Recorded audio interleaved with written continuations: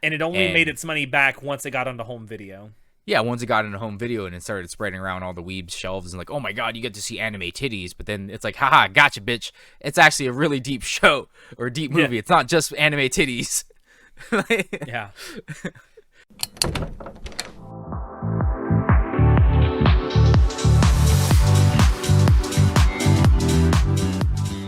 Hello, everyone, and welcome to Anime Club After Dark's Movie Reviews, a discussion detailing the good, the bad, and the downright ridiculous of anime movies. I'm your host, Alex, but you can call me Senpai. And joining me tonight, I have our czar of source material, John. Way to bungle it all up, Alex.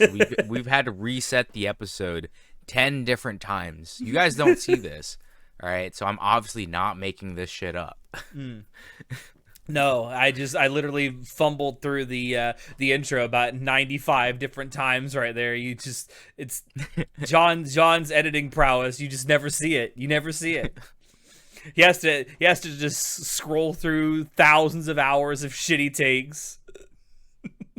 But yeah, the two of us have gotten together tonight because we are going to review Ghost in the Shell 2 Innocence. So for those who don't know, this recently got a 4K remaster, restoration. They're calling it a restoration, so I don't think it's a complete remaster. But it also got a new theatrical release in U.S. theaters.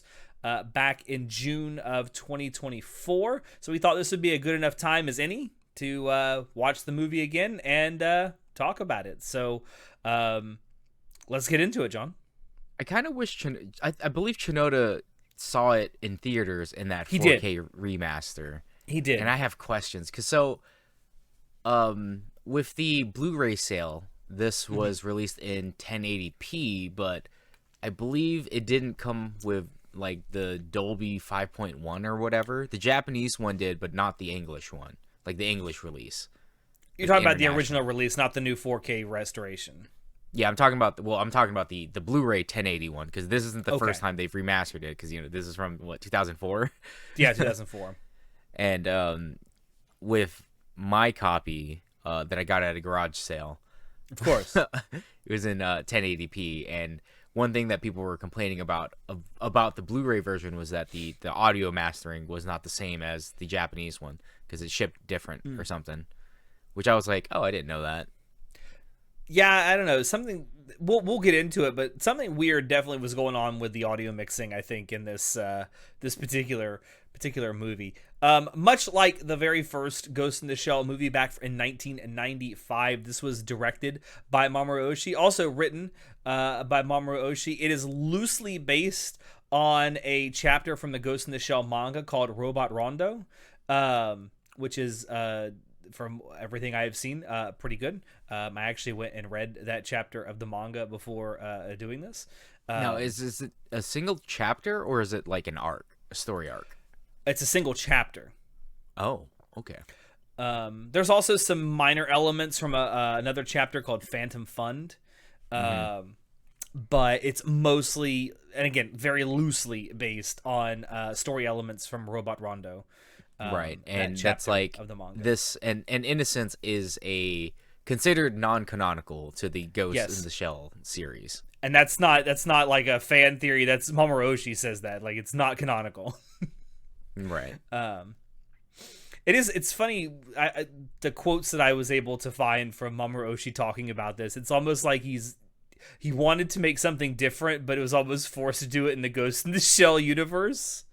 I don't know. It's like because like there's a quote from his where he was asked about like why all the characters are driving around in 1950s automobiles.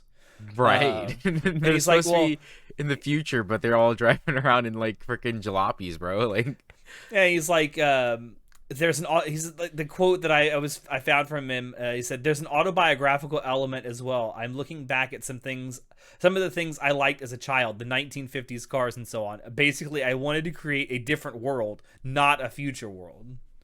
It's like, okay, that's cool and all, but you could have done that without using Ghost in the Shell, because that is supposed to be a future world.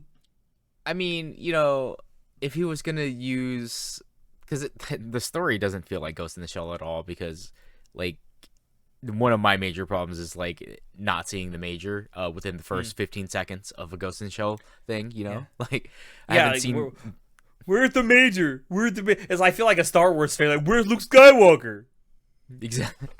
And it's like, you know, as far as Ghost in the Shell goes, like I a lot of people love the first one for very good reason. I adore it. It's one of my favorite anime things ever.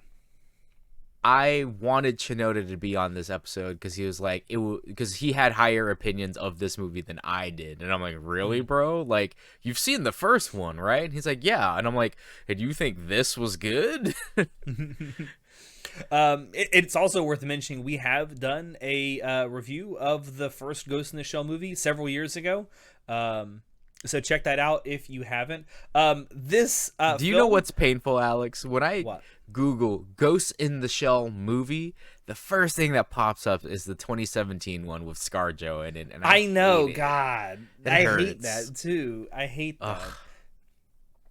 I also hate how, like, if you go if you go to Wikipedia and you go to the original Ghost in the Shell anime movie page, it's like, if you meant the 2017 movie, click here.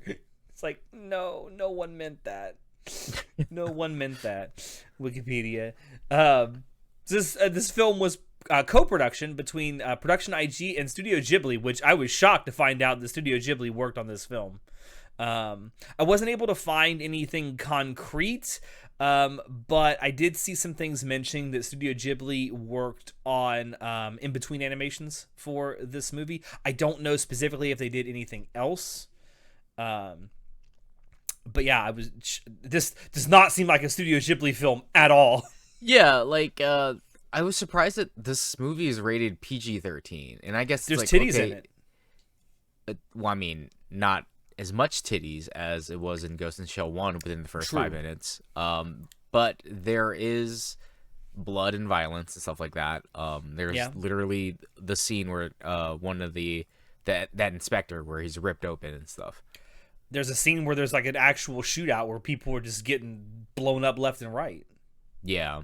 So I'm like, this seems a little more violent for PG-13 than I thought. The MPAA, Motion Picture Association, are they the ones who do the rating? Yeah, you almost got the whole thing right. Motion Picture Association of America. Of America, right. Yes. They're the ones who do the like ratings, right? Yeah. Okay, I wasn't entirely sure who did the ratings. Yeah. But yeah, it doesn't seem like a PG-13 movie. Like, I get that we have PG-13 and then rated R, which is like 18 plus in America. This feels like a R15 plus or something, or 16 plus. I feel like, I didn't really check for the theatrical re-release. I probably should have. I feel like if this movie came out today, it would be rated R.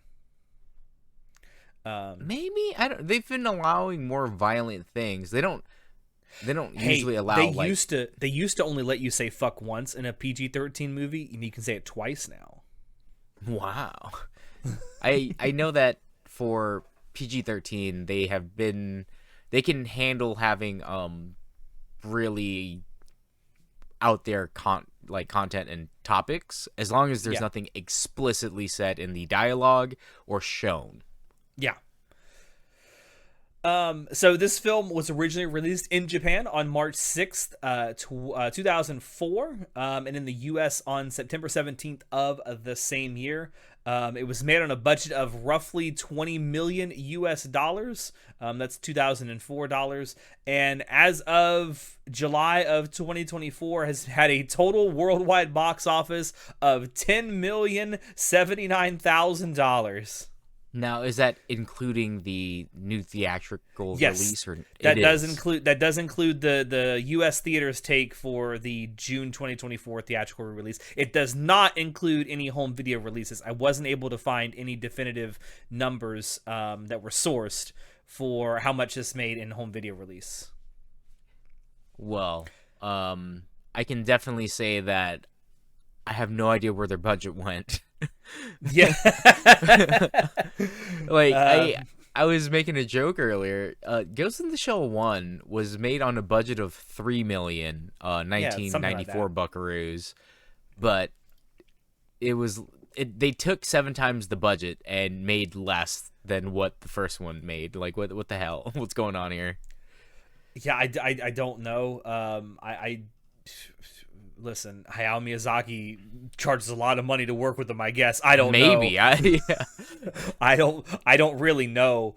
Um, but yeah, this movie also has a runtime of 98 minutes, and I will say to the movie's credit, it does go by pretty quick, or at least it feels like it.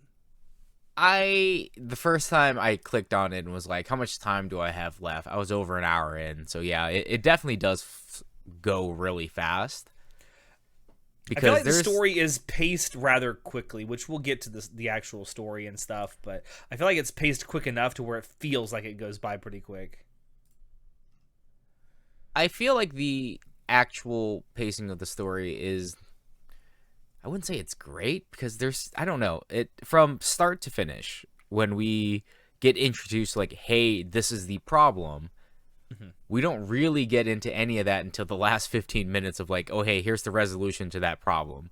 So you have a whole block of an hour runtime where it's like, okay, what is being filled in here? And a lot of it is just kind of like philosophical, existential debate. Yeah. Which is, it's classic Ghost in the Shell. You know, that's one thing I do like about Ghost in the Shell. Like we talked about how Ghost in the Shell 1, how the story of that and why it's so much stronger, and then how it feels muddled in this one. But yeah, I don't know. I wanted to watch this in English because I love the English dub.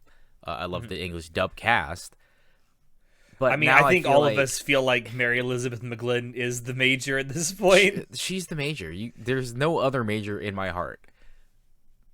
But I kind of wanted to read subtitles. Listen to this in Japanese and read the subtitles because they reference a lot of Western philosophical things, and I wanted to see if Yeah. is that just part of the script? Like, is that actually what Mamoru Oshii wrote for the script? Mm. I Yes. really should have tried to I mean, cross-reference that before I. it is in the Japanese dub, if that's what you're asking. Yeah.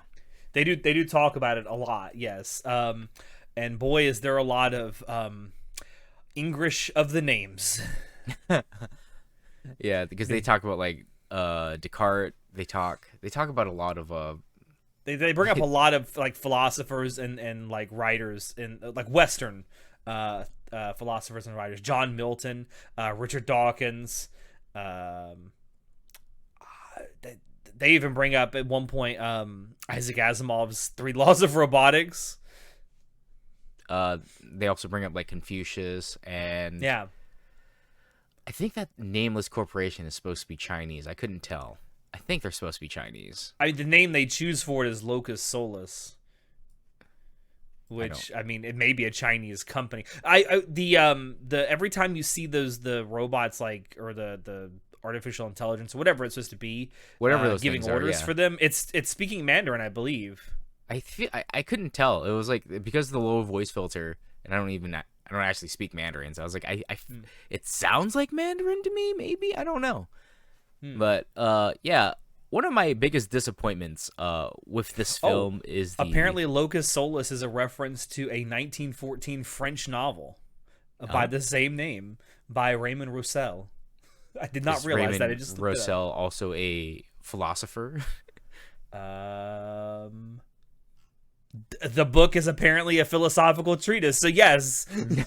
See, there is a theme in this movie, and I like the theme, but I want to talk about how I was disappointed with most of the animation in this. Like, there are amazing scenes that are hand drawn, and I believe it was cell animated, because that's what the first one was.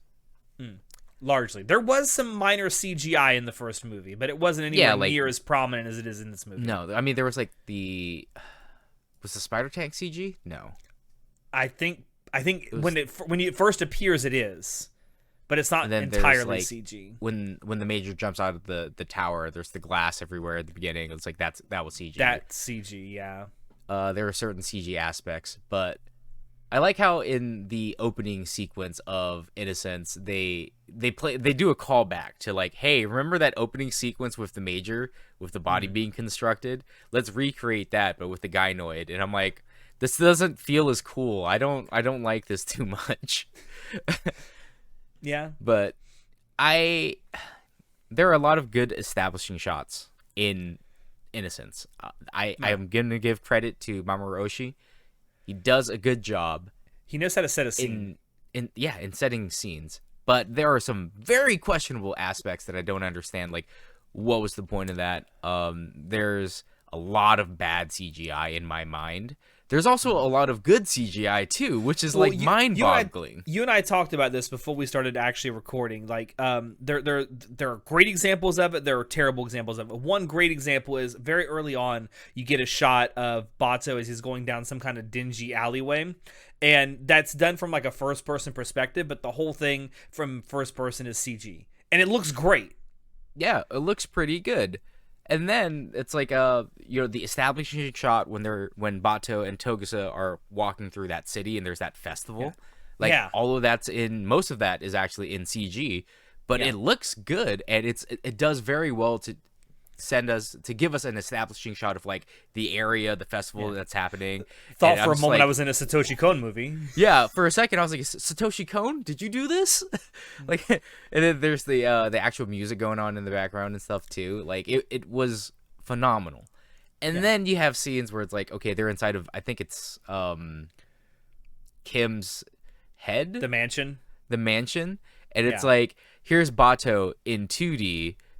And then here's this 3D scene, and he's walking through it, and it looks god-awful. There's this one specific where it's like he's walking through a hallway, and there's a drop shadow underneath him where it's just a gray oval that follows him on the ground like a spotlight. It doesn't actually interact with any of the shadows that they're painting on the actual 2D Bato as he walks through the 3D scene. And I'm like, this looks so ugly, bro. Like a generic drop shadow, yeah. Yeah. It's like to Mamoru Oshii's credit, this entire sequence of Kim's mansion, like the maze part, it could not work without 3D because it's supposed to be wacky and weird, and I actually do like the wacky and weird fashion of it. But at this point, either lean into that wacky and weird 3D by setting up like weird fucking angles and all that shit, instead of just these specific scenes where it's like it looks really bad. Either go full into 2D or go full into 3D, bro. Like, this half stuff, I did not like. And it's a shame because, at least for me, narratively, I thought that was the strongest part of the movie. The stuff in Kim's mansion. Like, when they have that deep philosophical discussion, I love that shit. Yeah, the subject matter of Innocence is pretty decent, which is, mainly philosophy about, like, what is life, what is living, do dolls live? What does it mean to live a good life? Yeah.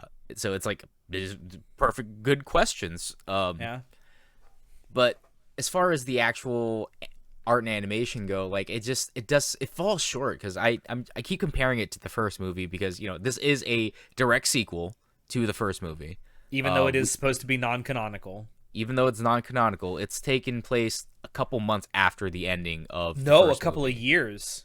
So the first movie takes place in 2029, and the second movie takes place in 2032.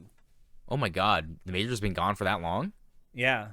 Because at the end of Ghost in the Shell, the first movie, the Major just leaves because it's like she has to has to come to terms with like what is life, what is living, I don't know, because the whole Puppet Master stuff. She essentially becomes digital Jesus. Yeah, basically. Which again, great themes in the first one. Here's the Major who's become so much robot that she doesn't know what it's like to be human, and here's this robot who's become human but doesn't know what it's like to be a robot. It's like, what is life? What is living? I'm sentient now, but I don't know what living means. And it's like the Major doesn't know either. And then everything that happens at the end, it's like, oh, that's so good. It's such a good contrasting of characters and themes. I at this point in time, I wouldn't say I'm sick of sympathetic villains, but like Puppet Master from Ghost in the Shell 1 is a sympathetic villain. It's like, well, he was created like this. He didn't want to become like this, and all he wants to do is, since he was created as life, he didn't want to be part of anyone's property to be used for nefarious political means, but he just wants to know, what is it to live? And then then we have the the Puppet Master, the Puppet Master of Big Bad. number 2, the big bad of number 2, and it's like, oh, A faceless corporation. yeah, it's like, God. I mean, granted, the thing that they're doing is not good, obviously, and it's good to see justice be served, but like, okay. Yeah, if we take a look at the runtime of like because one thing is I guess this is more narrative stuff. We should talk about that later. Yeah, we should really talk about before we get too deep into the narrative. Yeah, because I have so much to say about the narrative, because I think Ghost in the Shell 1 was not only beautifully animated, it had a great story to complement that, along with a banger OST.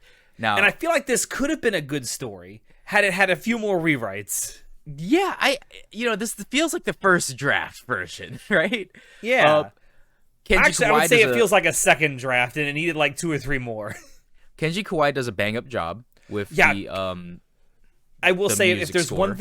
one thing that is as good from the first movie to this one, it's Kenji Kawai's soundtrack. Yeah, amazing, phenomenal. Yeah. Loved it. Every dude second is a fucking phenomenal composer. Yeah, he's world renowned for a reason. And another weak part of it was the voice acting in English felt a little weird to me, right? So stiff. I talked about it felt stiff. Yeah, there are certain scenes. So like when Section 9 is going to investigate that murder scene, and there's that guy who comes in to take over for Bato and Togusa. Mm-hmm. Or is it? No, it was Bato. Was it Bato and It was Bato, Togusa, and Ishikawa. Ishikawa, yeah. And it's like they're talking to each other, and then they're also talking to the detective guy that new guy who showed up, but they're all talking over each other, and the conversations are flowing differently. And I'm like, what was going on here? Like, was this done on purpose? Like, I really should have rewatched that scene in Japanese to see like what happened, because it's like I didn't understand why they would do that. The dialogue felt very stiff between like Bato and Togusa, for example, in certain scenes, like when they first get into the car and Togusa's like, so that's why you did that. It's like, yes, because I knew that there was a mastermind behind this, and that if I did this, then the bigger bad will come knocking. And it's like, I get it now. And I'm like, what is this conversation that they're having while sitting in a car? Again, like, a lot like the script. I feel like we're listening to a lot of first takes. And it's such a shame, because again, I remember the voice acting, at least for the English cast, to be phenomenal in the first one. And this is like, what, 10 years later? So this is so the original came out in 95, and then the Ghost in the Shell 2 came out in 2004. So 9 years. 9 years later. So I could only imagine that the voice actors for the English cast have only gotten better. So well, and the crazy thing is, so a year after this movie came out is when we got the first season of Standalone Complex. And then Standalone Complex Season 2 came out in 2006. And the English dub for both of those seasons of Standalone Complex are phenomenal. Yeah, it's like there's only at certain scenes does the dialogue seem stiff. Because then there's other scenes where the dialogue the dialogue that they have. Yeah, it's between... a game. They're playing a game, John. Yeah, they're playing a game. There is Ghost in the Shell game, I believe. There used to be. Probably is. You know, Ghost in the Shell would make a great setting for like a role-playing game, I think. Well, Ghost in the Shell had a free-to-play game, which is like Counter-Strike, but it's Ghost in the Shell universe. Oh, it was being published by Nexon. It was disgusting because it was so much like, hey, buy all this microtransactions things. But I was like, hey, it's Ghost in the Shell. I can play as like random combatant in Sector 9. But yeah, there's certain scenes though where the conversation between Togusa and Bato they flow really well, like especially like during the Kim sequence, right? When they're having the philosophical discussions and stuff. It's like, this is actually pretty great. I love this quite a lot. Everything, we'll talk about it right now since we're talking about everything about that scene is so good. It's why it's my favorite part of the movie. It's like the atmosphere of that scene is good. The dialogue is phenomenally written. The dub in English is amazing. It's almost like the characters are genuinely in the room talking to each other, not recording in a fucking booth. And yeah, it's a shame that more of the movie isn't like that. Yeah, so outside of like the art,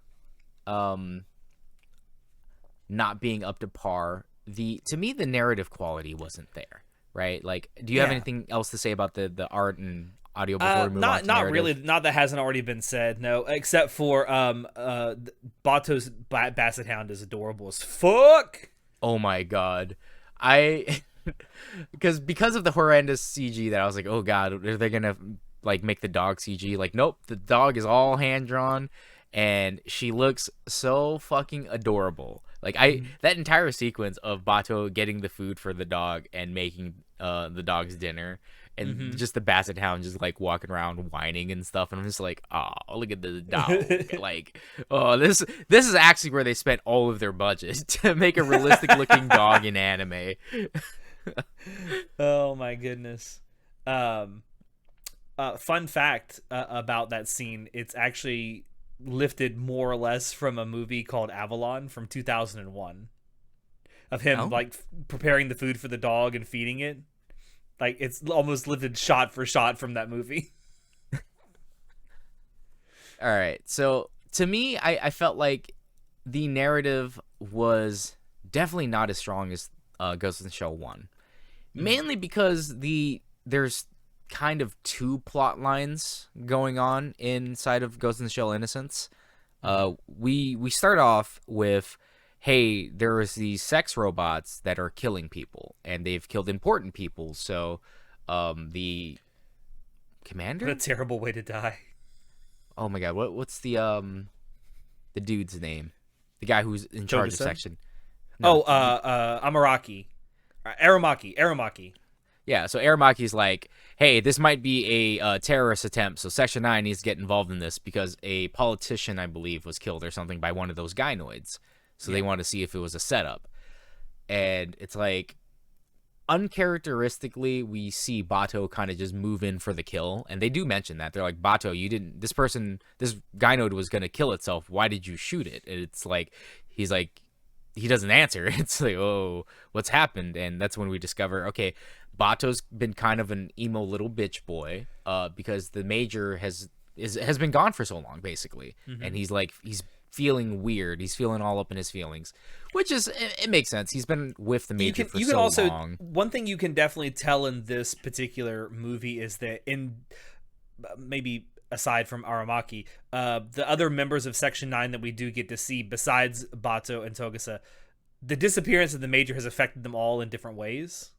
Yeah, they don't work as a cohesive unit without the major, as we see throughout the film. Yeah. Which is another great thing about Ghost in the Shell is how much I feel like the major is sort of the central figure in their lives. It's not just a central figure in the story, but like I mentioned this in our Mother's Day episode, like she feels like the mommy of Section 9. Yeah, she feels like a mommy, all right, in more ways than one. Although someone pointed out to me it's more like a big sister. Or big brother, I mean. Or big brother. She's the gorilla man. But it is interesting to see how they're all kind of coping with this in different ways. And, this makes, since you brought it up, like, I thought that this was supposed to take place a couple months after the major has disappeared. A couple years. But if it's been a couple of years, then there's no excuse for why Togusa, all right, someone who was handpicked by the major to join Section 9 because he's such a super smart detective who can, like, piece things together. Why does he seem like such a fucking idiot compared to the first movie? He does seem like he's lost some brain cells between the first and the second movie. Obviously, Bato is, he's fine feeling the way that he's feeling because he's lost the major who's been his guiding light his entire life, life on the line type of shit. But Togusa, it's like, all right, I could excuse it when he was new to Section 9. He didn't know everyone. But, like, if it's been a couple of years at this point, he doesn't understand why Bato's acting the way Bato's acting. And it's like, I thought you were smart, Togusa. Like, isn't your whole shtick that, one, you're the least cybernetic person inside of Section 9? Because everyone else is basically all cyborgs. Like, all basically 90% machine at that point. Yeah. Except you, because it's like you just have a cyber brain. He has a cyber brain, but that's it. That's it. He just has a cyber brain for processing and stuff like that. Yeah. And he's a family man. Like, here's the 2 Togusa facts. Yeah. and he's supposed to be very, very smart. supposed to be, and it doesn't seem like he's very smart in the second one, especially. You know, it didn't. There's a continuity error between the character that I know that is supposed to be Tokusa and the second movie. Yeah. If this was the very first Ghost in the Shell movie, I could excuse that a little bit, because then you're just portraying him as being naive, and that's okay. I mean, it's okay to have a naive character. But he's not supposed to be naive. You've portrayed him as smart in the past, and now you're portraying him as kind of naive. Yeah, it doesn't make sense. So, now we have this whole gynoid story of like, okay, there's these killer robots, for some reason is able to kill humans, violating Asimov's first law. Laws of they call it the laws of robotic ethics in the movie, but it's the third law. Well, the third law is that it can't destroy itself. Yeah, it can't destroy itself unless it conflicts with the first two laws. The first two laws, yeah. I think it's supposed to be value human life above all else. Listen to humans or something. I don't remember the three laws. The three laws are 1, a robot may not injure a human being or through an action allow a human being to come to harm. 2nd, a robot must obey the orders given to it by human beings except where such orders would conflict with the first law. And a robot must protect its own existence as long as such protection does not conflict with the first or second law. Yeah, so these gynoids kill humans, and because it's in conflict with number 1, it can now kill itself, which is like it's not supposed to do that. So it's violating two of the laws. I guess 3 if the humans are like, oh, stop, don't kill me. Yeah. It's now not obeying a law by a human. But yeah, so it's like, okay, here's our big mystery story, right? Like this is supposed to be the main attraction of like the inciting event. Exciting event for like, let's go figure out the big bad. And then after that first 15-ish minutes, actually I guess the first half of the movie is all about like trying to track it down, and then the second half is like the philosophical stuff, right? Yeah, we have the Bato going to go fight the Yakuza and stuff like that, which was cool. I do, going back a little bit to the animation, I did like that scene where he just starts shooting up the place and you switch to like a muzzle cam. I also felt like, so there are a lot of good elements to the Bato being like kind of a emo little bitch boy, because he's like rogue and he doesn't care about the Yakuza. He's like, I hate the Yakuza. And I thought that conversation between him and Togusa were hilarious. So when they discover the inspector and they're like, oh my god, he was butchered brutally, and then they show like all the weapons that were used and stuff, and it's like they removed all of his organs and stuff and stuffed inside of a thing. They're like, yeah, this seems like a Yakuza hit.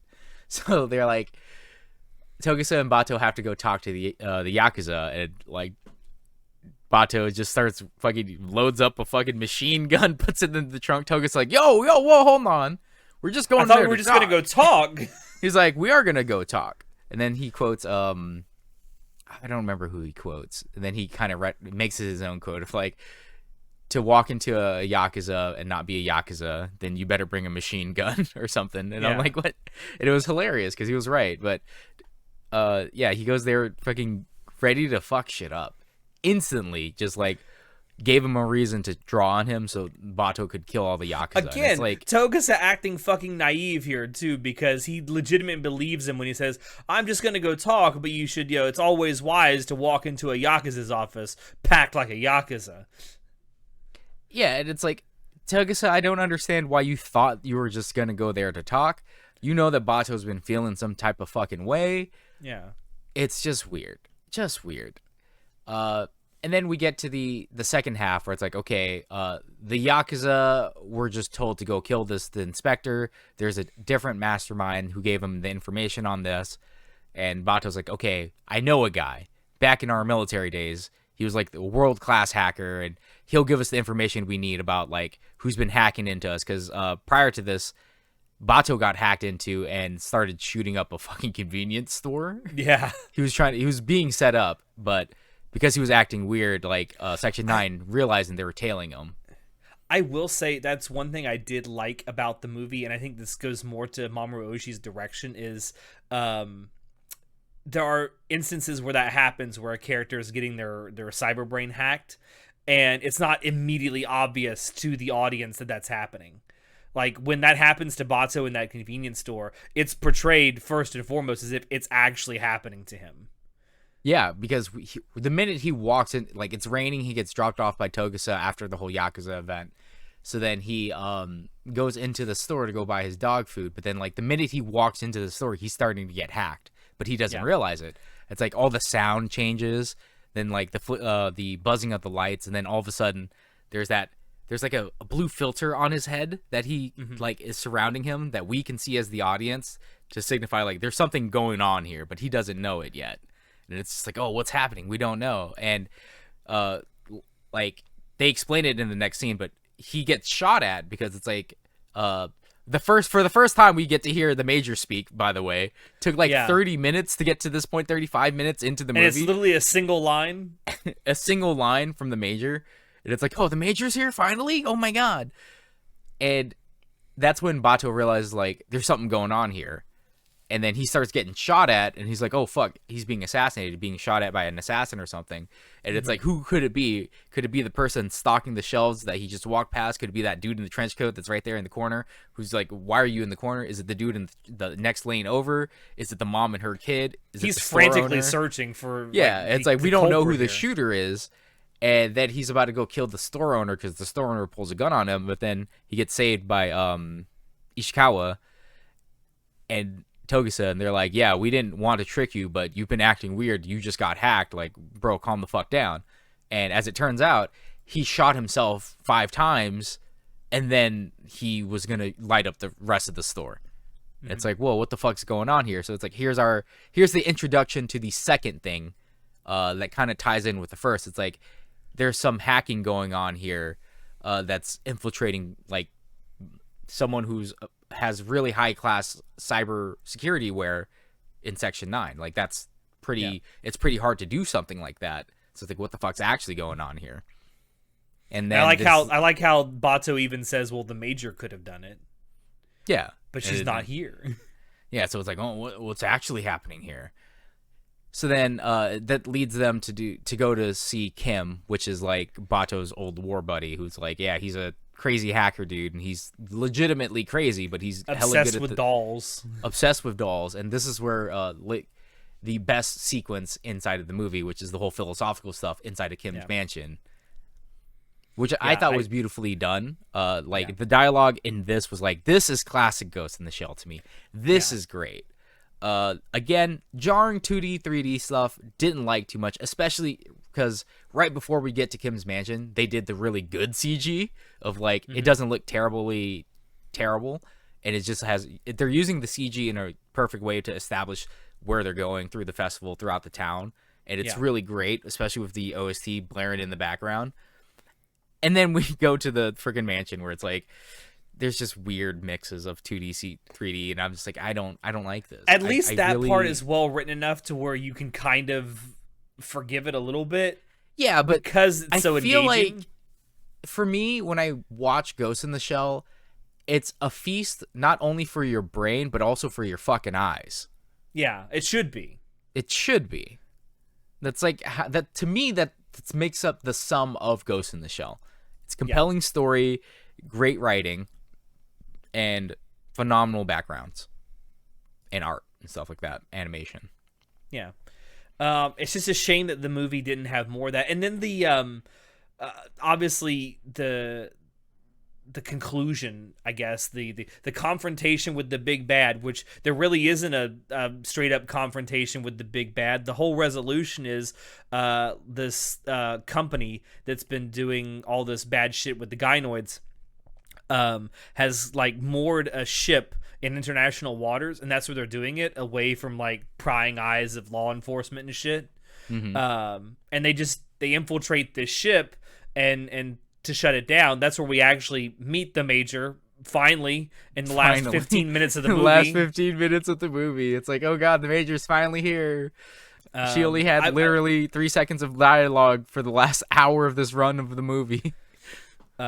I mean, I will say when she's there, it's cool. I mean, it's like watching the Major, even though she's like hacked into one of these gynoid bodies. Yeah, and it's kind of, it's weird because they don't actually tell. Well, I should say, Bato does mention that he has an angel in his ear this entire time, and Guardian it's after angel. the Major talks to him and he warns him about like, hey, watch out, you're gonna get hacked. And that's when he like gets hacked and gets shot at. And he thinks like, oh, he's like, I have an angel on my shoulder, and it's like, it's actually the Major. She's actually been in his head this entire time. We're supposed to understand that from the contextual clues. Which is why he starts he stops being the unraveled guy that he was to being more level-headed, because it's like the Major's here in his head, so at least he has that going on for him, and it's like, yeah, that makes sense. His guiding light, his guiding post is back, which is great. The resolution just is nowhere near as strong as the resolution in the first one. Like, the story is concluded. Like, it comes to light that it's actually this company, Locus Solus, that's kidnapping children and turning them into sex robots, which is fucked up. Yeah, and it's like, okay, that's super fucked up. But the resolution of Innocence does not like compete at all with the first one, because the first one had an overarching story that concludes together. It's like the conclusion for Innocence has nothing to do with the philosophy aspect that they were trying to interject towards the like last half of the movie, because a lot of the last half was a debate between what constitutes living, what about the dolls, what about the machines themselves. And it's like, okay, this is kind of like the first one, where it's like, you know, what does it mean to live? What does it mean to be alive? What does it mean to be human? But it doesn't conclude with anything, because it's like, okay, well, we have the kids who obviously want to escape from being ghosts that are uploaded to be sex slaves and robots. That's like, again, fucked up. But what does that have anything to do with the philosophical debate we've heard for the last 30 minutes? Exactly. The great thing about the resolution of the first Ghost in the Shell movie is that resolution tied very neatly into the themes of the rest of the movie. This one, as much as it's cool that they're stopping a very corrupt company from doing a very bad thing, that's really cool to see, that doesn't tie into the themes of the movie at all. Yeah, it's like they had two separate plot points, right? The gynoid crime stuff, and then the whole philosophical debate about like the dolls and souls and, you know, ghosts in the shells. And it's like that I didn't understand why the storylines didn't connect. I don't either. Like, it's so weird to me, because there was, like I said before, this just genuinely feels like we're watching a second draft. It needed like 3 or 4 more drafts. Because there are kernels here of a really good story to be told. Yeah.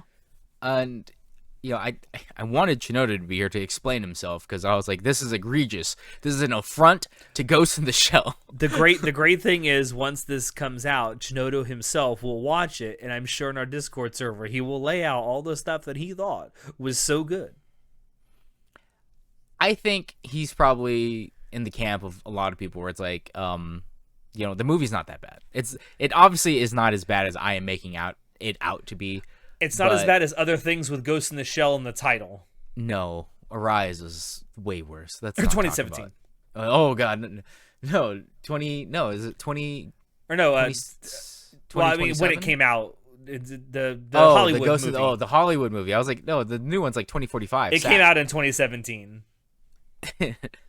Yeah, so I don't. It's just because I like the first movie so much, as do a lot of people, because it's Myself literally included. become like I know it's in the top 100 movies of all time.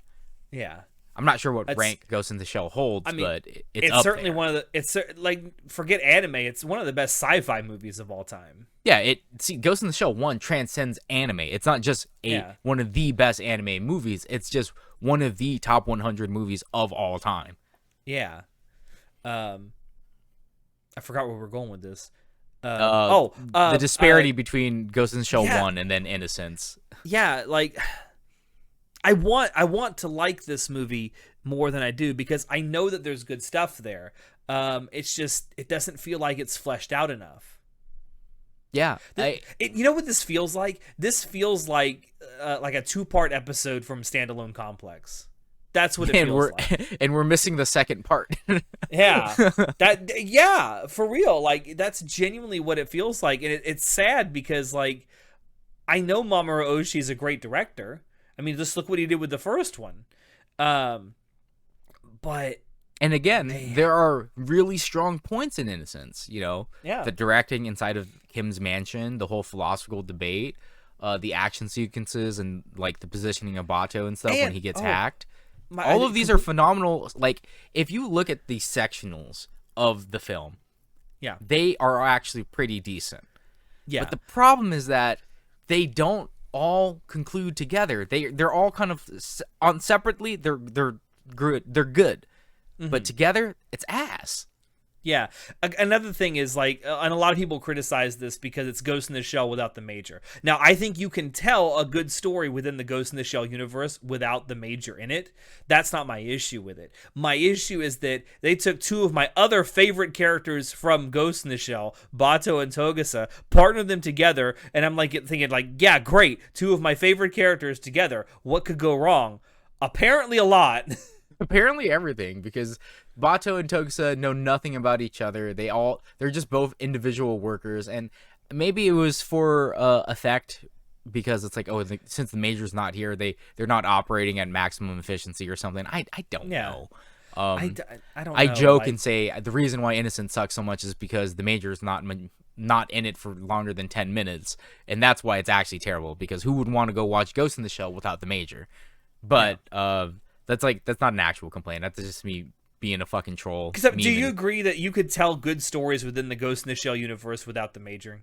There's a lot of, because the characters are strong enough to walk on their own. Like, you don't need the Major to be here to tell a good story about Bato and how he feels, about Togusa and how he feels, because these are characters that, at least because we've watched Standalone Complex, we know that they have strong characters within themselves. They don't need the Major.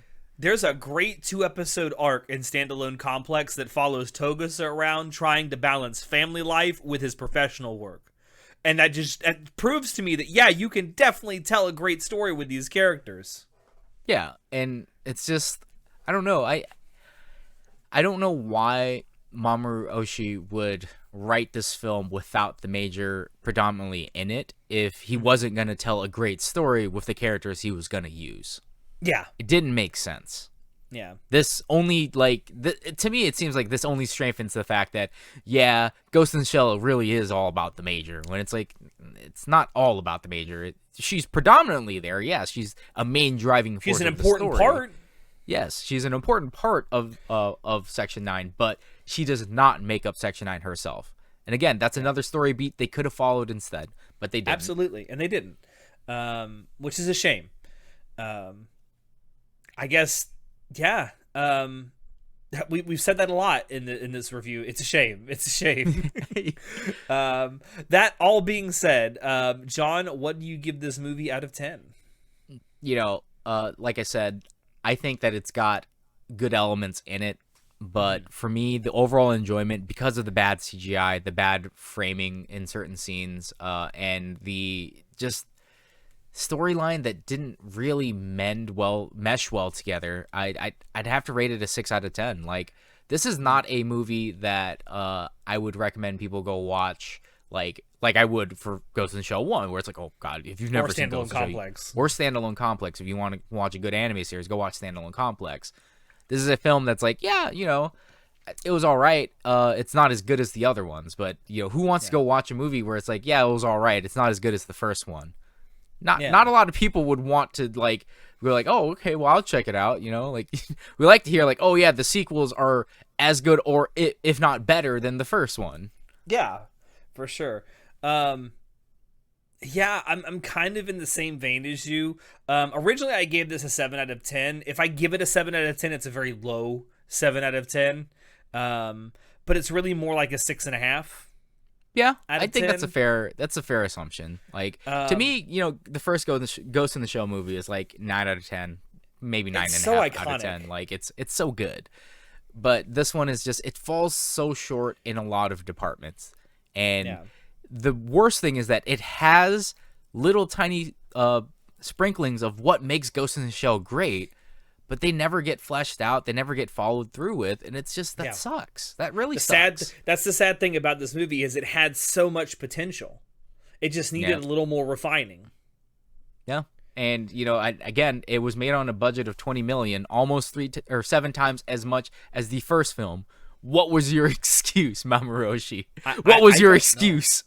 Now, I mean, granted, it's 10 years later, so those dollars probably weren't worth as much as they were in 1994, but... I mean, come on. Like, 7 times the amount, though? Come on, no way. I wonder if some of that was because of marketing, perhaps? Maybe. I don't know. So I know that the first Ghost in the Shell movie was a flop. It was a theatrical flop. It only made like $300,000 or something. And it only made its money back once it got onto home video. Yeah, once it got into home video and it started spreading around all the weebs shelves and like, oh my god, you get to see anime titties. But then it's like, haha, gotcha, bitch. It's actually a really deep show or a deep movie. It's not just anime titties. Yeah. What a bait and switch. Yeah. God, they got me in, though. Listen, sometimes you just got to get people in with the anime titties, and then they stay for a really good story. Yeah. I mean, Mushoku Tensei the same way. Am I wrong? Yeah, I mean, sex sells. That is a truth in Hollywood. Sex sells. It is funny looking back at stuff like that. There are examples, multiple examples I can think of where like the beginning of something is just like sex and titties and stuff like that, and then like the back half of it is like just damn good writing. Yeah. Yeah, God, I wish Chinoda was here. I have so many questions for him about. Listen, like, when this comes out in our Discord server, I'm sure he will tell us how wrong we all are. I mean, and we will laugh at him. It's because probably going to be more like sucks. It's not as bad as I'm saying. Because again, I'm being dramatic. I'm exaggerating for effect. Like not Mamoru really. Oshii. I'm not exaggerating at all. Listen, if you join our Discord down below, you will know that I rant all the time about anime, about TV, about video games. I rant a lot. I have a lot to say to a lot of people about things. Listen, if you love listening to John's rants here on the podcast, you will love reading them on our Discord server, because as many as he has here, he has twice as many on our Discord server. I literally do this in real life to people as well. When they're like, you want to talk about anime? Then 30 minutes later, I was like, oh shit, we were doing something, weren't we? and you'll get it at all hours of the day and night. Just ask my wife. The rants don't stop. Is that why she married you? To just hear you rant and rave all the time? I just rant and rave so much. I don't know.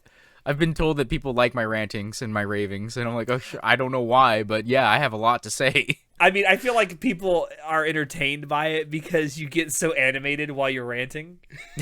Man, I don't know. I'm just talking, man. I just like to talk. But yeah, I mean, if I had to just pin down Ghost in the Shell 2 Innocence to like a single word, it's like, or a single phrase rather, it's missed potential would probably be the best way to summarize this movie. It's a great shame because there's great kernels of stuff to be had there. It's just, it's not expanded upon. It's not grabbed. It's not run with anywhere near as much as it should be. But I still think it is a better entry into the Ghost in the Shell franchise than Hollywood has done so far. It's certainly better than Arise was. Because like literally a elephant turd would be better to look at than Arise. I will say though, with the Ghost in the Shell 2017 movie, at least it made a bunch of money. It did. Because like, you know, Western adaptations of things generally will be more popular and widespread. Maybe we should do a review of that movie sometime. I don't want to. I don't really want to either. If we're gonna do I'm gonna sit there and bitch about how much I hate Scarlett Johansson's acting, because I can't even call it acting. Listen, she may not be a great actor, but at least she looked the part. Yeah, she looks great, but my God, is her acting not acting. She is I am badass soldier woman #3. Like that's her. Yes. That is her. Black Widow is the exact same way. There's no depth to the character. See, I'm getting into it. Like, let me rant about ScarJo's acting. Listen, if we're gonna do a movie review of a Hollywood live action adaptation, we should do Edge of Tomorrow because that's a much better movie. Oh, and now that I've read the manga, I can give a deeper insight to like the compare and contrast. See, I'm telling you, we should do it, man. Edge of Tomorrow. It's a genuinely good movie. I feel like I could probably read the light novel too. It's only like I think 3 or 4 volumes. It's not very long. Yeah, it's not super long. Anyway, before we actually start planning out our next movie review, I'm going to go ahead and end this movie review here. Thank you all out there for dropping by to watch us talk about Ghost in the Shell 2: Innocence. Let us know down below what you thought of this movie if you've seen it. Do you like it? Do you not like it? Tell us down below in the comments. Also, don't forget to like and subscribe if you like what you saw and want to see more. It really does help out our channel. As we've mentioned several times, we have a link to our Discord server as well down below, as well as links to all the stuff that Anime Club After Dark does. We also have our merch store link down below where you can buy Anime Club After Dark merchandise if you'd like to help out the show that way. With that being said, though, I have been your host, Alex, and we will see you next time. Say goodnight, John. Good night.